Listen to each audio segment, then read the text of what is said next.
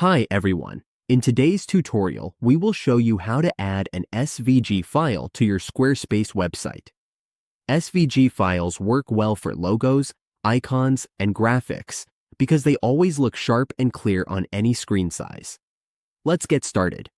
First, we open a browser. When the browser is open, we go to squarespace.com. Once we are on the site, we log in to our account. After logging in, we go to the account dashboard. When we are in the dashboard, we click to go to our website. Either option works, we just click on one of them. After clicking, we go to our website. It's on the left side of the page. We click here. Now we go to Pages. We choose a page to edit as an example. We edit this page. We wait for it to load. To add an SVG, we first go to an SVG converter. We use picsvg.com for this. This tool converts a picture into an SVG. We take a sample and upload the picture.